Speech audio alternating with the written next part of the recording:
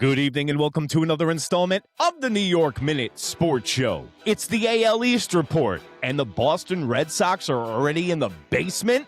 It's New York Minute Sports. It's New York Sports for New York Nuts. Don't forget to like. Don't forget to subscribe. Let's go!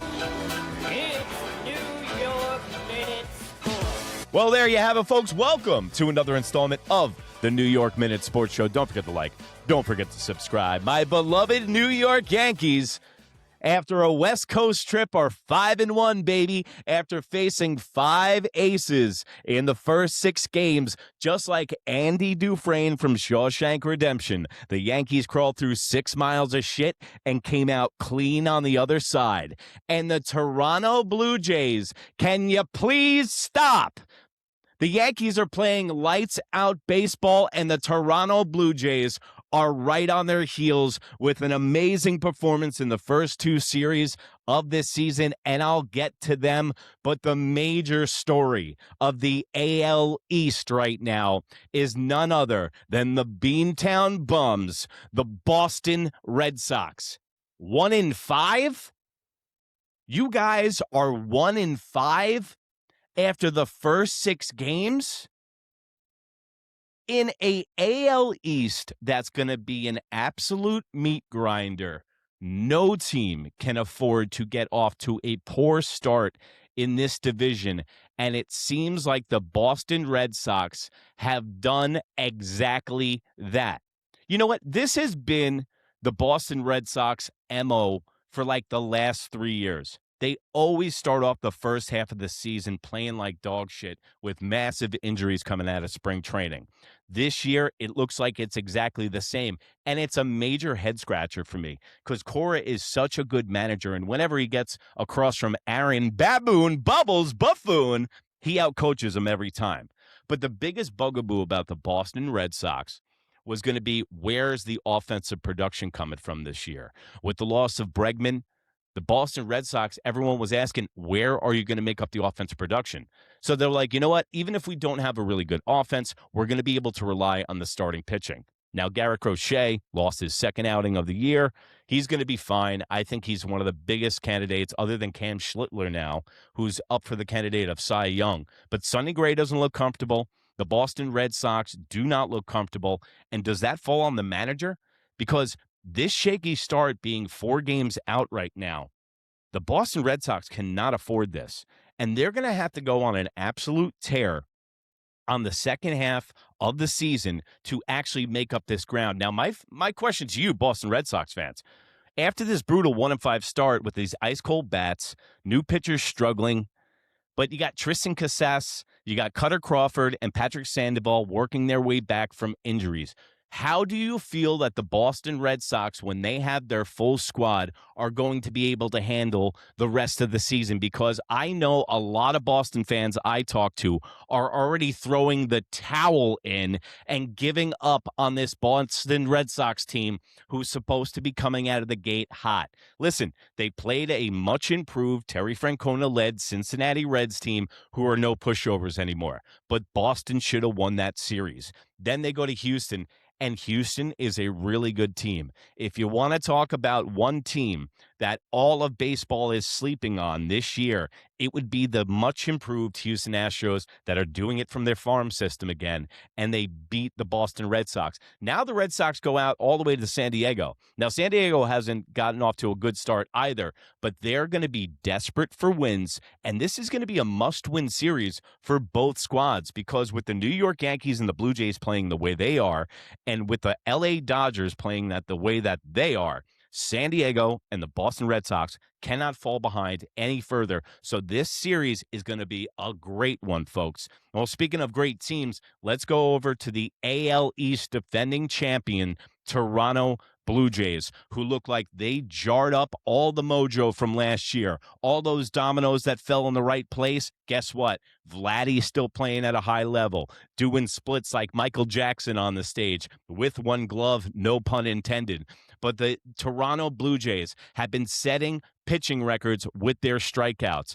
You got the revamped rotation of Kevin Gausman, Dylan Cease, and big outings from Max Scherzer, baby. He should start a cult in Toronto because the people love him. And I still think that Max Scherzer is going to be the future players union leader of Major League Baseball because that guy could have played in any generation. And I love Max Scherzer. I love the attitude. I love what he brings to the table. And as far as a leader in the bullpen, the guy is a baseball savant, and he's also out of his goddamn mind. So he would be a perfect New York nut.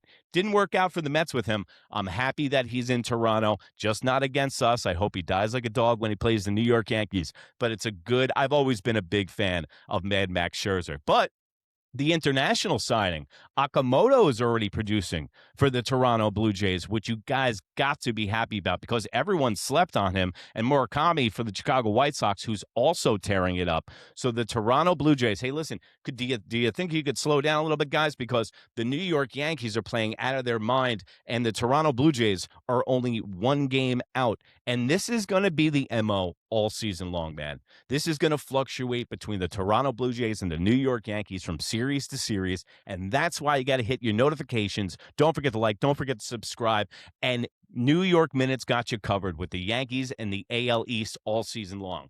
But as far as the Toronto Blue Jays and the injury report is, Trey Savage, right shoulder impingement, 15-day IL, so the Toronto Blue Jays, who are good now, are going to get even better.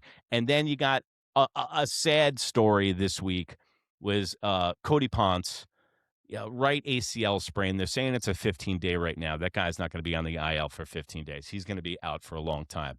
I'm pretty sure he was from the Caribbean leagues, an international signing. And I love how Toronto actually does that. They try to go and please their international fan base in Toronto because it's a very transient city. But watching Ponce cover first base and his knee give out, that was a really, really sad time for the Toronto Blue Jays. So hopefully he can recover. He can come back in the end of the year and finish that story because I know a lot of the Toronto Blue Jay fans were feeling really strongly about this guy. He was going to be able to help round out the rotation. So my question to you, Blue Jays, the revamped rotation of Gausman, Dylan Cease with big strikeouts is already setting strikeout records, and new additions like Okamoto are raking, but several key pitchers and Anthony Santerre are sidelined.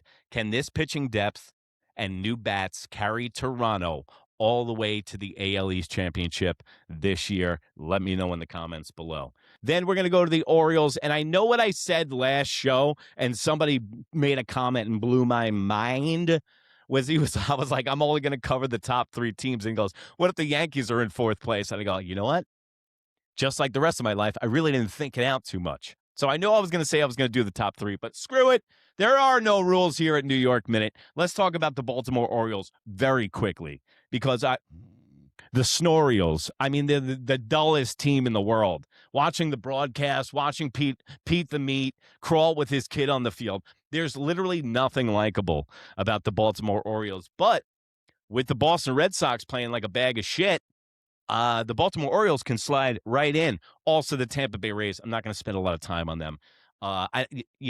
Listen, you couldn't find half their players with a compass or with face recognition. So let's put them. They're okay. They're going to do all right. But the Baltimore Orioles, it's going to be the same MO this year. That's why I don't need to cover them. They're going to hit, and they're not going to be able to pitch. They don't have enough pitching depth.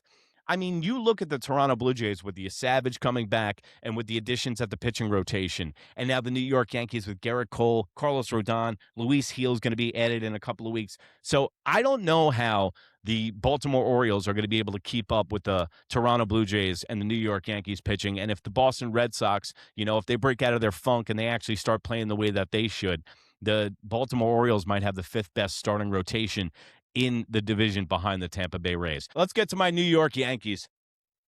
Really excited for opening day tomorrow. I will be in the stadium. Any of you Yankee fans watching it, hit me up on Instagram, NEWYRKMIN, if you want to say hello, chop it up for a little bit.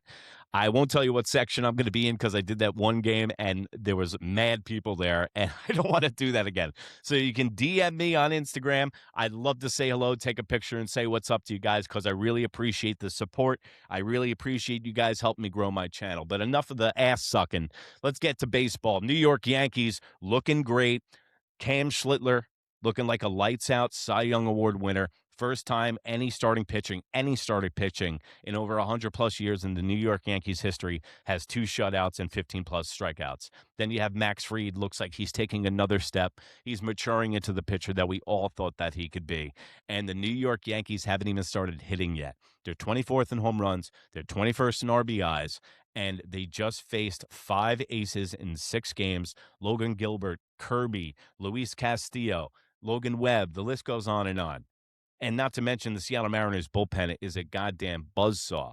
So the New York Yankees, they haven't even started hitting yet, and they're 5-1. Some of the most exciting things for me as a New York Yankees fan is they're 4th in steals in Major League Baseball right now. 4th in steals. When did you ever, what planet would we live on that the New York Yankees were speed demons playing hit and run in small ball? And I really think that the New York Yankees worked on small ball in spring training. When you see a hit and run from third base with Jazz Chisholm and Caballero in the 7th inning, that means the New York Yankees are trying to change. And in fact, I can thank the Toronto Blue Jays. Yeah, you guys, the fans too. I can thank you guys for the way that you played the New York Yankees last year and owned them, made the New York Yankees change, because now the way that the Yankees are approaching the game is they're playing the way that the Dodgers played against them 2 years ago in the World Series and the way that the Toronto Blue Jays played against them all season long. Put the ball in play, get on the bags, steal bases, put pressure on the other team to make the play, and that's exactly what the New York Yankees are doing. You got Aaron Boone getting cute with Savage, with Cam Schlittler last night, taking him out at 79 pitches. Listen, I get it. He overmanages games to no end. He tries to micromanage. He was trying to get Bednar work. He wound up pitching 40 pitches, so he got him his work. But I think the New York Yankees, and I'll ask everybody in the comments section, all fans from the AL East, do you think the weakest part of the New York Yankees is their manager, Aaron Boone? Because I think the run-it-back Yanks are doing just fine. The weakest link in the chain might be their manager, who gets outmanaged by Kevin Cash and Cora on a consistent basis. So as far as the Yankees are concerned with the injuries, you got Garrett Cole, 15-day IL. Carlos Rodon. Now, Carlos Rodon pulled his hammy the other day, but it wasn't a full pull. He didn't need to go get an MRI. It hasn't pushed his rehab starts back at all. He's still on the 15-day IL. Anthony Volpe, he's on the 10-day IL. But remember, they're going to bring him down to AAA. Contract manipulation. If they bring him down to AAA for 28 days, they can extend his contract to 2028. And then you got Clark Schmidt, who's way off, 60-day IL. Now, listen, I was thinking crazy thoughts because that's what I do. I'm a New York nut. But I was thinking crazy thoughts. What about this? What about the New York Yankees don't have a third baseman with Rosario and McMahon? They're awful. What about this? When Anthony Volpe comes back, what about taking Jazz Chisholm, putting him at third, because they went to the World Series with him playing third base. He can do it. Caballero at short. And then we move Anthony Volpe to his natural position because he has a noodle arm to second base. Now you take care of 2 problems for the price of 1.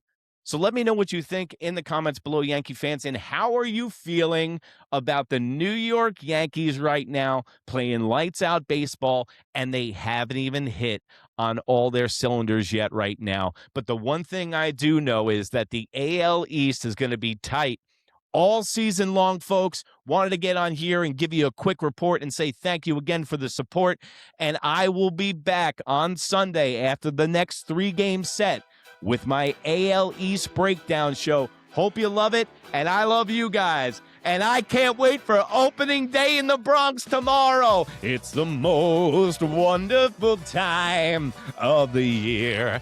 36th opening day of my life. I'm at 381 games. We're making it to 400 Yankee games in my life this year. Don't forget to like, Don't forget to subscribe. Hit that notification button. You can catch me at NEWYRKMIN anywhere in that smoke wagon you call the information superhighway. Merch line, the AL East line. Yes, with parody shirts about all the teams in the AL East. Coming out next week, guys. We got New York Minute merch. Big things coming from New York Minute Sports in 2026, guys. And thanks for coming along for the ride. And remember, it's New York Minute Sports. It's New York sports for New York nuts. And if you can't be good, be bad, baby. Good night, Canada. Bye.